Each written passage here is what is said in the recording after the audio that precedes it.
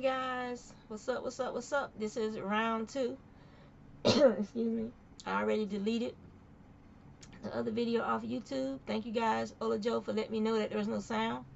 I'm not sure how my settings got changed. Excuse me. I guess I'm going to take another allergy pill. This time of the year, there's this plant called the Star of Bethlehem, and it is a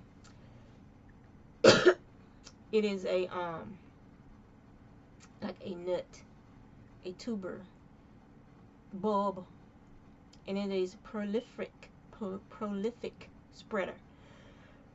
I've been fighting these things since we moved here. Every year I'm digging them up. When they make babies, they make little copies of themselves right around the large mother bulb, and they can be 30 or 40 of those little teeny ones right around the mother bulb, and they also spread through seeds. So every time I find them, I try to kill them to at least prevent them from spreading through seed. I've been digging them up ever since I moved here to Virginia. These things are horrible because there's other people in the neighborhood who think they're beautiful flowers, but I am like allergic. These things make me sneeze and cough like no man's business, which cuts down on my time outside in the garden. So y'all excuse me for the allergies. I already took an allergy pill today, so I can't take another one because those, if I took another one, I'll be sleeping until tomorrow. So what is in my hands? This is almost all of that wall of bobbins that I took a picture of a few weeks ago. This is almost all that yarn plied up into 3-ply. I still have 2 bobbins left to ply, and I have 1 bobbin that's plied. And I'm gonna be saying a lot because it's been a while since I did a video. But I went over the different skeins before. I don't feel like doing it again, but I'll do it just for y'all. So anyway, this is a Falkland, and I call this one Mulberry. The color's a little faded out. It's not as, what's the word, gray that's showing up on the screen. This is a remnant skein, which is like some that I test spun, and a little bit of alpaca that was left off of another skein, and then that is some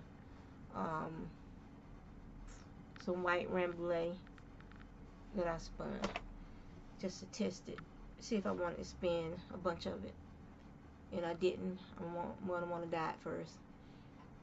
So this is some Falkland that my husband dyed, and I called this one because it makes me think of the beach in the fall, like the color of the Atlantic, the algae, the plants that are along the beach, like, you know, colored glass you might find on the beach. That's what this made me think of. And there's 2 skeins of that. They're slightly different from each other. One has a little more of the sand color in there, and that's that one. Then I also have 3 skeins of the Robin Egg Blue, and these are Falkland as well.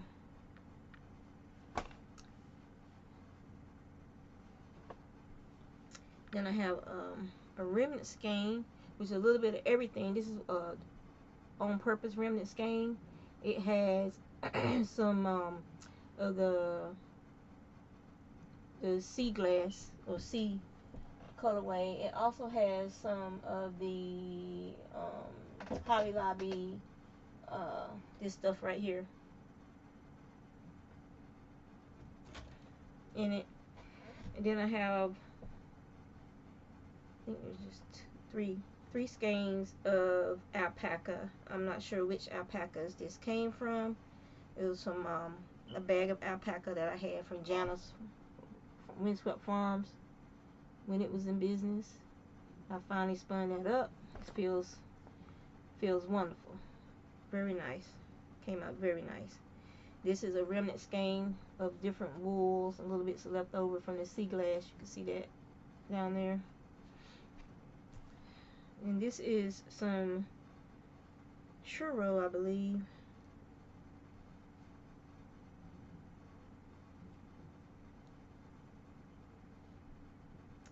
that's not churro. This is churro from Walks for Acres. This is some more churro from Walks for Acres. And this is some from my friend Katie out in Ohio, her spinner's flock. And this is some of Bruce Wayne's alpaca fiber. This is some natural black fin sheep fiber. And then this is a remnant skein that has a little bit of everything I've been spinning lately in it. So that's when you're a spinner that has over 20 bobbins.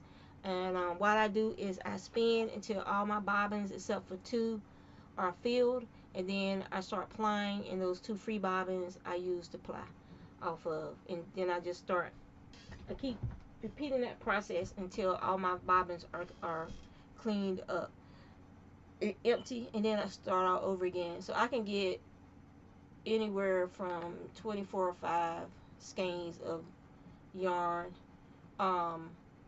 from plying all the fiber on my bobbins. And also, these are all 3-ply yarns, and they're applied using what's called chain plying or Navajo plying, and they're all in the fingering to heavy heavy DK weight range. Once these are washed, some of them will bloom, like the Falkland, it will bloom a little bit, and so it'll go from being a true fingering weight up to like a light DK. Still good for handmade socks. So let me get this out of the way, and then we're going to the next project.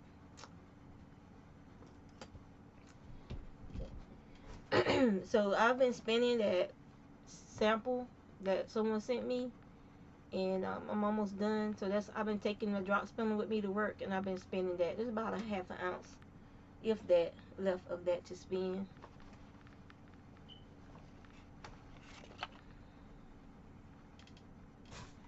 And the average skein has about excuse me, 220 yards of yarn on it. Some will have a little more than others, and the smaller skeins, of course, usually have anywhere from 170 to 180-ish yards. So next, so that's the spinning. So then I'll show you what I'm crocheting. I already put the hats up. So I crochet, like I've been using remnants from other projects. I'll just get it.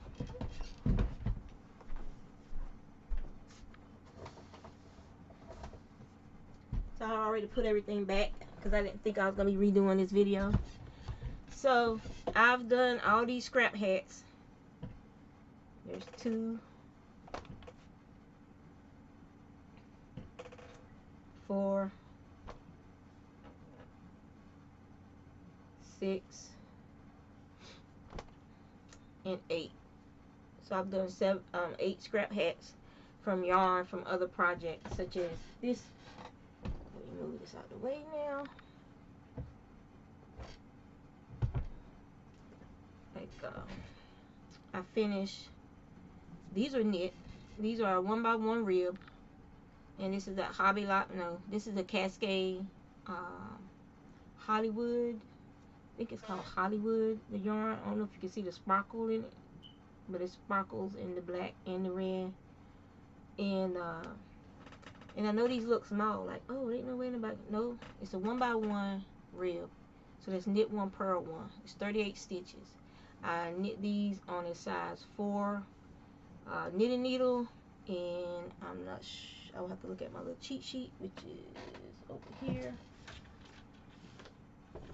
to tell you. And y'all know with me, what you see is what you get.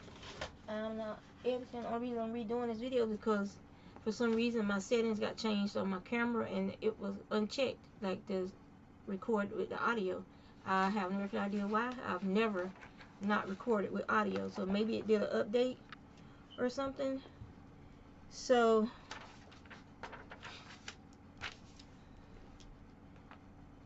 a 4.0 millimeter is a size 6 US needle. So that's what I use to knit these, with 38 stitches. And so, and I have huge hands, and they fit me just fine with some room to spare. And so I knit 2 pair of these for my friend Red. And then this is the sweater, the crochet sweater. There is no pattern. These are just the basic crochet. You do squares, you sew them together, you put your collar on, and in the collar also you put your button holes on by using I find buttons that would fit between the double crochet stitches that's for the ribbon on the outside, and that's how I do my buttonholes. So you can button it anywhere along this button band, because these buttons will fit through the double crochets, and so that way I don't have to do buttonholes. But anyway, this is Joann's Big Twist yarn. This whole sweater was done in the Joann's Big Twist yarn, and I did the cuffs. They have the houndstooth design, and the pockets also have the houndstooth design. And it's just squares. We do the big square for the back. You take half of what's for the back and you split it for the 2 side panels for the front. You sew those together. You leave the holes for the sleeves, and then you can either crochet the sleeves on from the holes you left, or you could crochet the sleeves separately and then attach them, and then if you have a little gap, then you can sew up that gap. It's your preference of how you want to handle that. It's just a basic cardigan. It just takes a while to crochet, because I wanted it to look nice, and I wanted to make sure that the different panels and everything, like the same amount of the count was right on it. So it took a little bit longer than if I was just doing it for me. I don't care about stuff like that, as long as I can wear it and it fits and it keeps me warm. That's what I'm all about. But she was commissioning this, then I decided to. She wanted the same dimensions as mine, and mine is based off of a sweater that I like. And the only thing is that the sleeves, I had to make the sleeves a lot shorter, because I forgot that my sleeves were stretched out on my sweater when I did my sweater. And so for hers, I made sure that I tried it on after I sewed it together, and then I unraveled the sleeves so that they would be a better fit. So this is, and also there's a hidden pocket on the inside. Let's see if I can find hers. Her hidden pocket. Which side did I put it on? It's over here. So this is the hidden pocket on the inside for your MP3 player at work. You just put your MP3 player in, and then you have your cord for your earphones around your neck. The cord isn't dangling everywhere. It's already up there where you are, and you can take the excess cord and, like I told her, put a little piece of tape on it or something, or pin it to the inside of your cardigan. So yeah, so that's her cardigan. Done. Another project completed. Alright, so I'm going to put her gloves inside, because I don't want stuff to get separated. Alright, so that's done. And so the next project that I'm working on is the blanket. I've shown you guys this before, so I'll show you my progress and let you see what I'm doing. This is the 2-color Granny by Olga. I can never say her last name. There'll be a link in the description box below. But is it this side? This side. It can be either way, but this side looks better. So it's gonna be in different shades of purple. Like for the transition, I'm doing 2 rows of the black double crochet, and then I'm switching. I'm letting the purple become the main, the granny stitch color, and I'm letting the black become the loop color. And so I'll keep going until I'm out of this purple, and then I'll switch to the new purple, and the new purple will become the loop color, and the black will once again, like down here, the black will become the main granny stitch color. And I'll switch over again. Once I get near the end of that skein, I'll switch over and do the same thing, switching back and forth. And you can, that way I can see where, you know, it's just a design element basically.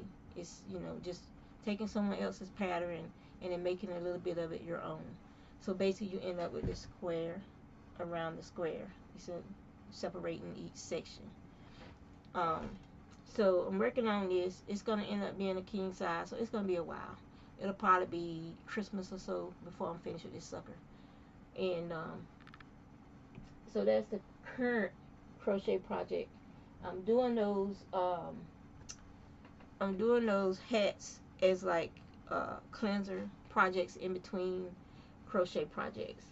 And then plus, of course, I do use my spinning when I start feeling like I'm getting anxious and anxiety and stuff, and I'll spin because that helps me maintain my woosah, my mental health. Spinning saves lives every, that's what I say, every fleece, one fleece at a time. Spinning saves lives, one fleece at a time. That's what I have over on my website, Shespins. But I still haven't put my belt on the Marja Craft rose. I still need to do that. I still need to frog this or figure out a way to finish it using a different star, Norwegian Fair Isle star snowflake for the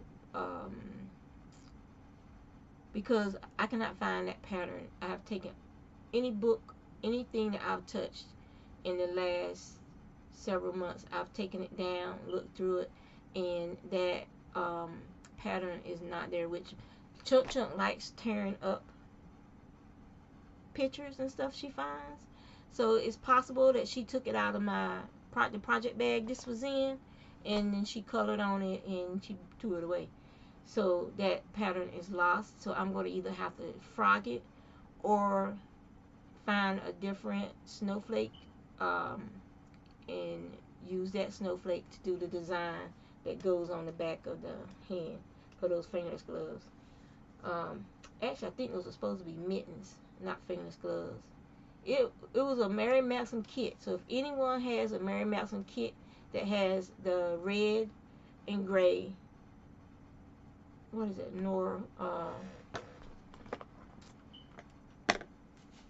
Northland yarns worsted, and I looked for Northland yarns to see if I could find the pattern that way, and I couldn't find it. I've looked every which way but loose. I've gone to drop site looking at fur owl snowflakes and fur owl mittens, trying to find that pattern, and I can't find this particular pattern. I found one that's similar to it. It doesn't have the stripes, but it does have the snowflake on the back. So that's the pattern I'm looking at right now, and I'm counting my stitches and stuff to try and figure out how to convert this into that pattern without having to take this all the way apart. So yeah, so that's what's going on with that. And far as that knitting is concerned, so that's the knitting, the crochet, the spinning, gardening. I didn't take my phone out with me because I didn't want to be distracted. I had a plan, and I got almost everything I wanted done today done. I found as many strong volunteer tomatoes from the different areas I grew tomatoes last year. And because it's heirlooms, only one area had F1, and that was the sun gold. So it's going to throw the parent tomatoes. It's not going to be a sun gold cherry, but it'll be some type of cherry or some type of tomato if I manage to get one of those, a couple of those. But I'm concentrated looking around in the area that I had my beefsteak. I had the oxheart tomatoes, and I had the striped beefsteak tomatoes, and those are the areas where I took the most volunteers from. And we call them volunteers because they survived the winter and they came up as a strong tomato plant. And so we call them volunteers because they volunteered to provide you with food for this new season. So I get volunteers all the time, and I put them in different places in my gardens because those plants are survivors and they're strong. and they've survived disease. They survived the cold winter and the wet winter. We had snow this year, so yeah. So I always try to find volunteers and save some of the volunteers, because I've never been disappointed with the fruit from those volunteers, or the taste of the tomatoes from those volunteers. I've always been very, very happy with the product. For instance, there's a kale plant. I think I showed that to y'all in a video I did a couple of days ago. There's a volunteer East Russian kale plant that came up, and it tastes so good, and it's so tender. And I'm letting it go to seed. We've been harvesting, like come and go, and cutting some of the leaves off, and mixing those in with spaghetti and other meals, just adding some of the greens to other meals. And it's very, very tasty. It's very tasty raw too. Just sprinkle a little bit of salt and pepper on it, or you could just put a little bit of ranch dressing on it. It's very good, raw as well. So I planted some Lucento kale, good King Henry. Now some of the stuff I'm planting is come again stuff. It's gonna have a zone. That's where it's gonna always grow, and I'm gonna try to control where it seeds by putting net over it after it sends up its flowers, the seed, and so that the seeds drop down in the area that it's growing in, because I want those to become zones for that particular green, that particular vegetable. So I planted some good King Henry. I planted some quinoa. These were Victory Garden seeds I got a couple years ago. They may germinate, they may not germinate. If they don't, oh well, nothing ventured, nothing gained, right? I've got some of my rutabagas planted, some more scallions planted, some what else? Cucumbers, the Market More. Those seeds did not look that good to me, so they may not germinate. The Armenian long cucumber, I got those planted. Those are always very good. I have to see if I have any more of the round cucumbers. The apple, they look like they crunch like an apple. I can't think of the name right now. The dragon egg cucumber is one of the names of it. So I gotta see if I got some more of those seeds, so I can get those planted as well. I planted some more beets, some Detroit beets, some more mustard greens, and some leeks. And it might have been a couple more things that I planted, but I don't remember right now. So yeah. Oh, and I put seeds. Like I said, I got the volunteer tomatoes, and I got some. I took some more cuttings from the rosemary to root. This time, as soon as they root, they're going in the ground beneath the mother plant, or near the mother plant, since they like that area. And so, because the mother plant, I don't think she's going to be here much longer. More of her is dying back. And so I'll be taking some more cuttings from the mother plant, from the newer growth, in a couple of days, to try and get some more to root. And so there was some wing beans, some Thai chilies, some cayenne peppers, the purple cayenne peppers, purple bell pepper, there's something else, jalapenos, that I started in for seeds and put inside the mini greenhouse. I still have seeds that I need to start, that go into the mini greenhouse, some squash, some more beans, stuff like that.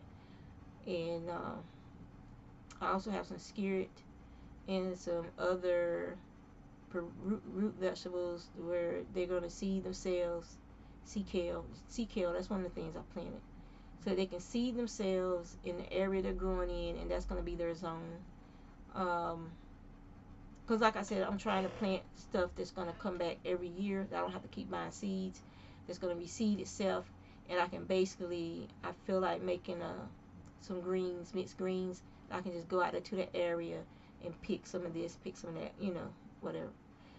I need to start some, it might be a little late to start broccoli because it's getting hot here fast, so it's just going to bolt. But even if it does bolt, it can go to seed. You can still, it'll be a little bitter, so just add a tablespoon of sugar to whatever you're cooking. If it's going to be a large amount of it, if it bolts.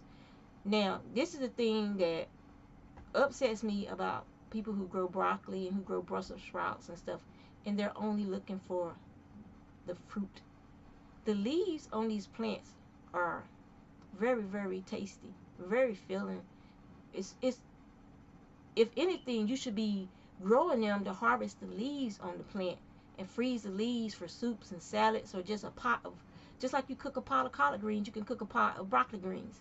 Or you can do a mixed pot of Brussels sprout greens and broccoli greens and collard greens and turnips. You can do a mixed greens.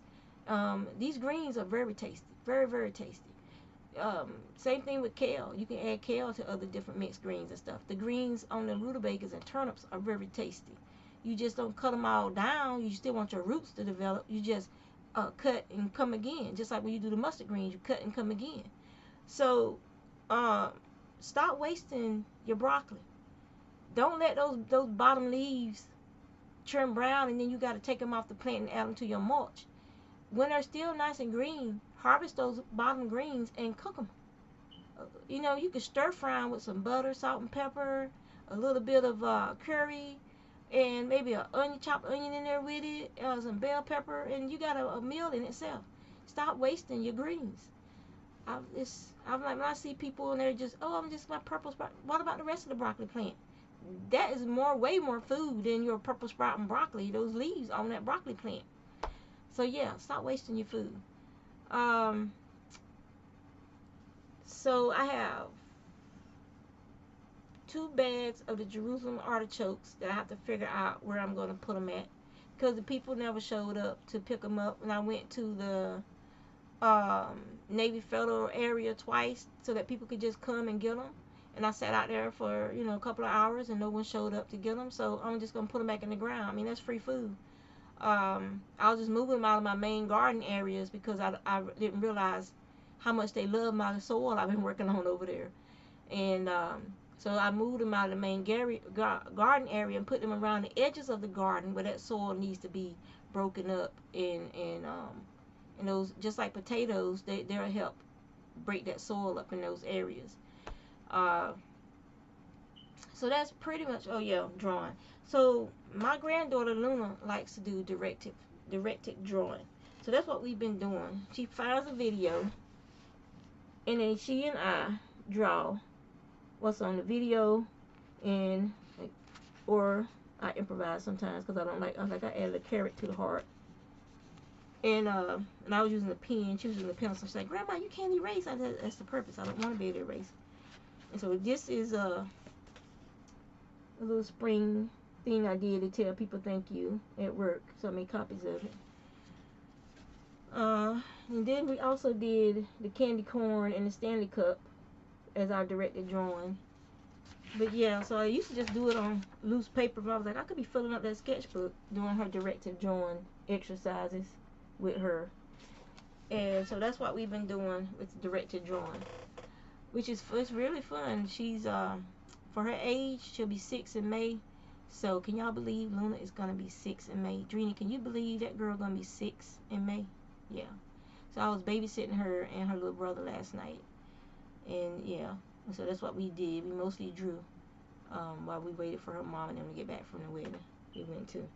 So that's all I got for y'all right now. I'll try and have my phone and go outside and do a video of the areas that I planted in. I cleaned out a bunch of the pots over there in that area where I'm killing the grass at, and we gotta go by the, what am I? I'm so sleepy and tired now. I mean, I'm tired. I've been working hard all morning and I'm tired. And I even put the new outlet cover on where the outlet cover had been broken. So I even put that on while I was outside. I forgot to reset the receptacle, but I got to go down to the basement first and reset one of the breakers because I can hear the alarms chirping downstairs. So that means that something popped there. They got popped. Um, Probably during the wind blowing the other day. Sometimes when the wind is strong around here, the lights will flicker some. I don't know which transformer has a loose wire, a loose connection, but if we get a good storm through here, we're going to probably lose power until they come out and fix it. Or the transformer blows again. And that's what happened the last time. The transformer blew across the street from us and they replaced it. But ever since then, if we get strong winds, the breaker for the alarm system will pop a little, and then the breakers, like it'll be on battery, so it starts chirping. So then we got to go down to the basement and reset it, and then the battery thing recharges and we're good to go. It's just annoying hearing that chirp. It's like having a cricket in the house that won't shut up. So you have no choice but to go down into the scary basement and reset that breaker. So that's one of my tasks for the day, is drag the laundry down to the basement and reset that breaker while I'm down there. So yeah, the scary basement. I don't like that basement. I don't know, it's the energy down there, and it's probably because it is a basement and the electrical panels are down there and things like that, so the energy is going to be down there. It's going to be filled off anyway because all the electrical panels and stuff run through there. One of the two air conditioning units and the inside heating units is in the basement. The washer and dryers in the basement. So there's a lot of current going through there. So it's probably like what they call it, electromagnetic. There's a word for it. I can't think of it right now. Ghost hunting people, you know what I'm talking about. Some kind of fear cage, like a fear cage. And so yeah, so I don't like the basement. But that's one of the things on my to-do list, with far as cleaning out the basement and cleaning downstairs to get everybody's stuff that don't live in my house no more, get their stuff out of the house. If you don't come get it, it's gonna be gone. G-O-N-E. I don't have no babies. So I don't need high chairs and baby toys and baby this and baby that. I don't need that stuff in my life or in my house, cluttering up my house. It's got to go. So you need to find somebody to buy it, or it's going to be on the curb, because I'm tired of looking at it, and it's tired of me looking at it. It's just a hint. My lovely children, come get your stuff. Y'all take care.